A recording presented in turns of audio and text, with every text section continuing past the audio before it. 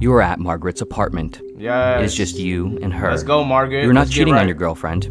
You wouldn't do that. You're just hanging out, catching up on and gossiping about work, and having a glass of wine. You believe what you're doing is fine, but you feel a little guilty. Feeling on your booty, booty, booty. Yes, sir. Yes, sir. Yes, sir. What's good? We back on the reaction. The Halo Effect, how cognitive biases can ruin your life. Let's get into it. And Let's lock expand in. the limits of your Excited. mind through paradoxes, thought experiments, and big ideas of philosophy with my new book, The Art of Living an Absurd Existence. My boy got a The book. link is in the description. My boy got a bookie. You are at a car dealership. You just got a fantastic deal on a new car. It was the best price vehicle on the lot, where you were looking at least, and you negotiated 8% off the sticker price. The dealership made a lot of 8%. money off you. They're glad they set the sticker price at 20% above what they wanted to sell the car for, and that you compared the price to the several other nicer cars that they placed around it. Your negotiation skills, although not marketing. terrible, were no match for the mind trap that the dealership was using, known as the anchoring effect. The anchoring effect is the psychological phenomenon where an individual's evaluations and decisions become influenced, skewed, or completely altered by an anchor or a reference point established in association with the subject being assessed. In many areas of our lives, not just in negotiations or purchases, but also in our comprehension of facts, our assumptions about truths, our perception of value and quality, Right. and much more, our assessments and decisions are not based on rational, accurate evaluations of all the available information, but rather, they are often influenced by whatever was initially or most recently presented to us as a starting point or reference point of information, even if the reference point is completely arbitrary. In an experiment conducted in 1974 by the psychologists Daniel Kahneman and Amos Tversky, participants spun a roulette wheel that was rigged to always land on the numbers 10 or 65. After spinning the roulette wheel, the participants were then asked the following question: what percentage of countries in Africa are part of the United Nations? What the fuck? What does that have to do with anything? What percentage of the countries in Africa are part of the United Nations? 0? I don't know. Individuals who landed on the number 10, on average, believed the answer was 25%. Those who landed on 65, however, believed the answer was 45%. The roulette number, though completely unrelated to the question, primed and anchored the participants to certain numeric value ranges, skewing their perception by an average of 20%. Even if we don't know we are associating an anchor with our beliefs or perceptions, there are nonetheless still anchors cast out in the world that take hold of and pull on our minds. Wow. You're at home. You're telling your girlfriend about the amazing deal you just got on your new car. Right. She begins to yell at you. She thinks it was a stupid decision. Probably. It was your money and your decision, but she's ridiculing it and demeaning you. Although perhaps she's partly right about the decision, she's not regarding you or your feelings at all. She's being unnecessarily cruel, and she doesn't even care to ask or acknowledge where you might be coming from and why you made the decision you did. She's been doing this sort of thing for a while now. Although you know it's happening, you don't really realize the severity and extent to which she is mistreating you. You've mostly reduced and excused it. She was so sweet and kind when you met her and began dating several months ago. She must just be having a bad day today, you think to yourself. Your girlfriend is so pretty and competent and wonderful, and you are currently being deceived by the halo effect. The halo effect is a cognitive bias that causes one to make inaccurate evaluations of something or someone based on their overall impression of said thing or person. Specifically, it causes one to often interpret the actions or events of a person or thing positively as a result of their positive impression. Because of this, we often perceive the nature of a person or thing not based on an accurate total account of all their actions or occurrences, but rather, everything becomes at least some amount clouded by our initial or previously made evaluations. Once we believe something or someone is good or smart, for example, it can become increasingly difficult to see or believe that they aren't. You are at work. You were recently assigned to a new project. You're sitting with your team in the office's conference room. You can't stop looking over at your coworker, Margaret. You're drawn to her voice and presence. Yes. When you first started working together several months ago, you found her kind of annoying. She talked a lot and way too fast. But now, after having worked together with her almost every day, her presence is almost comforting to you. You want to hear her talk. You like hearing her talk. You are experiencing the mere exposure effect. The mere exposure effect is the psychological phenomenon that causes individuals to prefer things more over time solely based on the frequency with which they were exposed to it. Wow. Nothing else That makes so much sense, bruh. That makes so much sense, bruh. I know so many people who do stuff, and this has to be part of the reason why they do it. Like, I don't understand, but you keep going back to what you know. You keep going back to what you're familiar with. I'm like, you go into a nigga that lay hands on you, but all you know was niggas that lay hands on you, so you've convinced yourself that if him laying hands on you is a representation of how much he loves and cares for you. So it's comforting to you. Once it's comforting to you, you've made peace with it and you excused it and you telling yourself this is actually a good thing. Wow. Tough.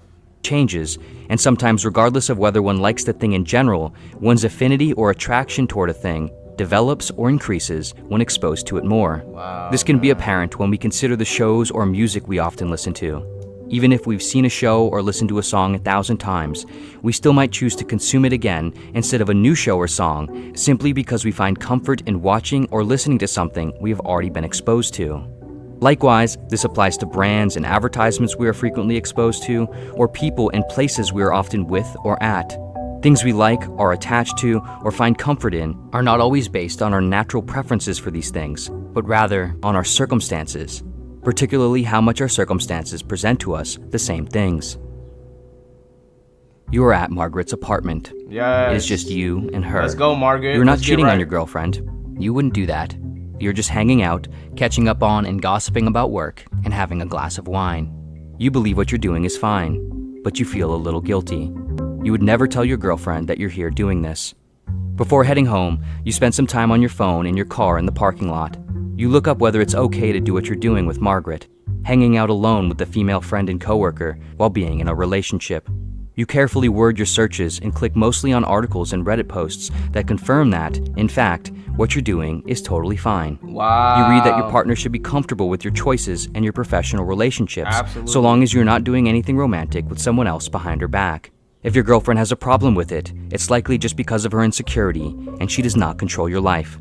Everything is fine, and you are experiencing the cognitive bias known as confirmation bias. Confirmation bias. That's Confirmation big. bias is the tendency for That's people to huge. seek out, perceive, absorb, interpret, and better recall information that serves and reinforces their existing beliefs and values. Wow. As a result of this Huge. bias, people often search for information, engage in content, form friendships, and draw Wow. conclusions not based on the desire for accuracy and truth, but the desire for the comfort of being right. In the Like process, expanding we also tend to exhibit what is known as selective perception bias, where we ignore information or stimuli that causes emotional distress, which in this case is anything that counters what we believe or want to believe.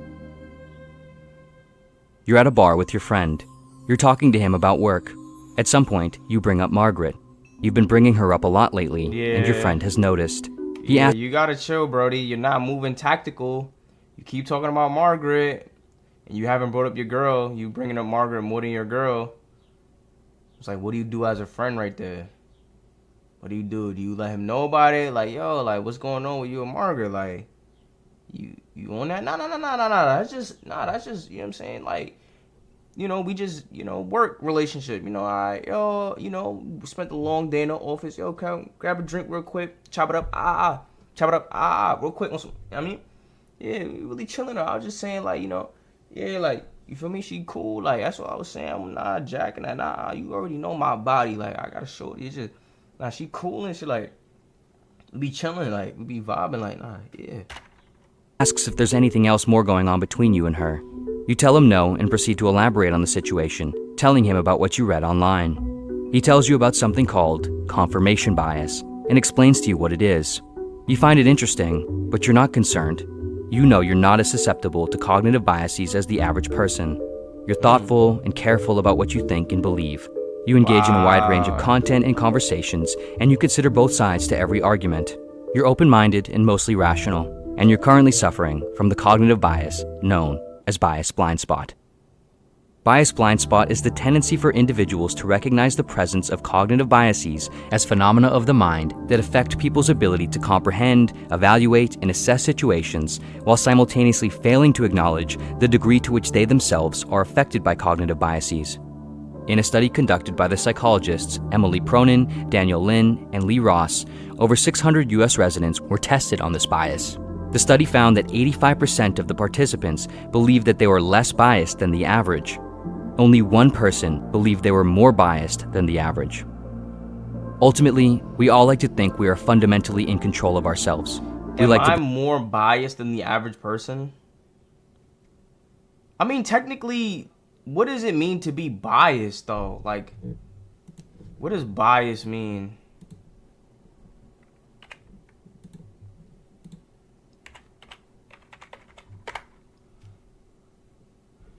Unfairly prejudice for or against someone or something. Unfairly. What does it mean to be unfair, though? Like, what does that mean? Who's to say what's unfair? What's not fair?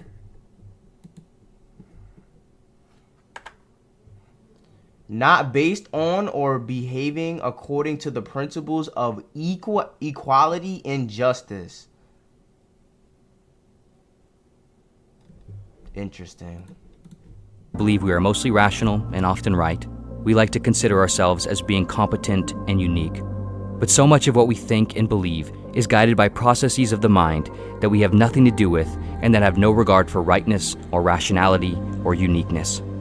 We consciously know that our mind is so much more than what we consciously know. We are not merely the voice in our head. We are not merely the concepts we can articulate or imagine. We are not merely what we can perceive and comprehend.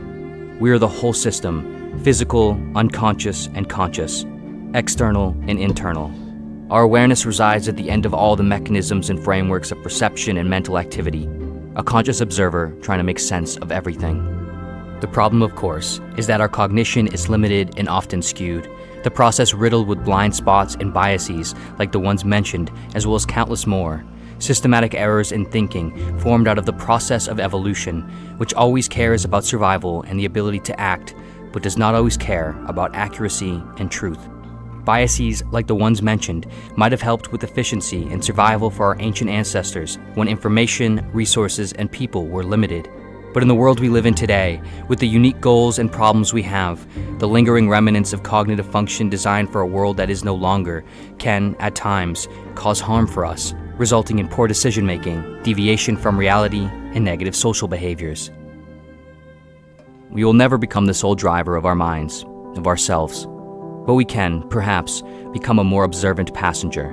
By becoming more aware of our cognitive biases and psychological phenomena, and by practicing a greater sense of humility toward ourselves, we can perhaps notice when errors are occurring in our thinking a little more often, and we can thus create moments for pause and reflection. And in these moments, when we recognize our flawed capabilities and our feeble control over ourselves, we find the real opportunity for lucidity and truth. All right, that was a good one.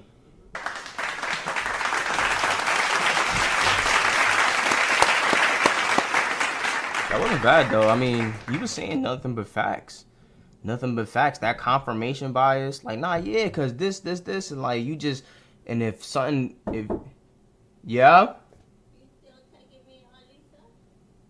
Oh, today? Okay.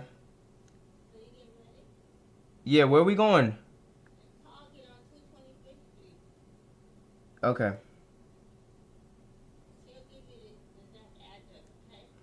All right.